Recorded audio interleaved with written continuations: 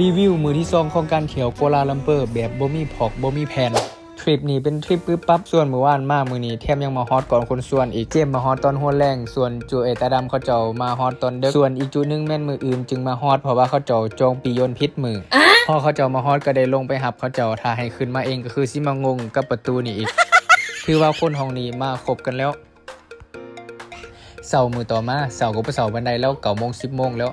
พวกเฮาตื่นมาก็ยังบ่มีแผนจะไปใส่พอดีแนมออกไปหน้าต่างเห็นตึกพาวิเลียนเบิ่งใน Google Map แล้วก็น่าจะแม่นห่างก็เลยพากันแต่งตัวแล้วออกไปอันนี้ก็จับทางกล้องไม่เซลฟี่อยู่อันนี้ก็ลองสุดอยู่เตรียมตัวค่ะมือที่2จะไปลินเซนยังบ่มีแพลนเลยที่2ก็ยังไม่มีแพลนพอแต่ผลจากตึกมาเท่านั้นนางจูเน่ก็รับเลยอ๋อกำลังจะไปห่างพาวิเลียนอยู่ไกลๆนี่ว่าจะเอิ้นรถแต่ว่าเบิ่งแล้วไกลๆก็เลยย่างไปเอาซะระหว่างทางก็ส้มตึกอาคารบ้าน2ของเขาเจ้าอากาศแม่นคือว่าโอเคเลย12 โมงตอนสวย30 องศาส่วนอยู่บ้านเฮาแม่นฮอต40 องศาแล้วเฮาก็มาฮอตหน้าพาวิเลียนซึ่งที่นี่เป็นทางห้างแล้วก็โรงแรมแต่ส่วนหลายจะขายเครื่องแบรนด์เนมพวกเฮาบ่ได้มาช้อปปิ้งเครื่องแบรนด์เนมก็เลยซอกอาหารก็เลยได้เป็นอาหารญี่ปุ่นคนอื่นไปเที่ยวท้องถิ่นได้ก็ต้องกินอาหารของท้องถิ่นนั่นส่วนพวกเฮาบ่แม่นเนาะเห็นอันใดก็กินไปก่อนเพราะว่าหิวแห้งและอาหารคาบนี้ก็ตกเป็นเงิน850ริงกิตตกเป็นเงินเราประมาณ4,500,000กิต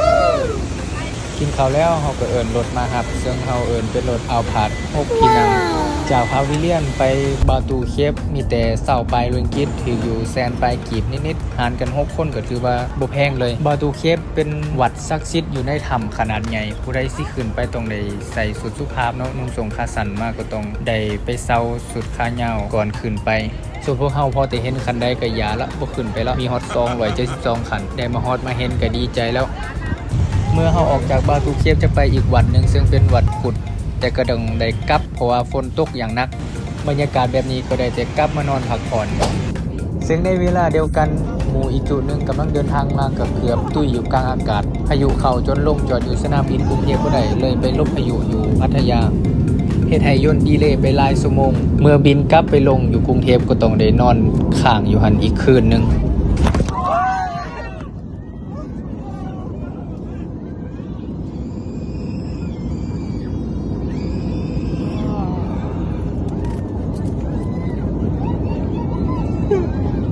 ตอนนี้4:23ยังไม่มีการเปลี่ยนแปลงหรือว่าอะไรก็ยังได้รอ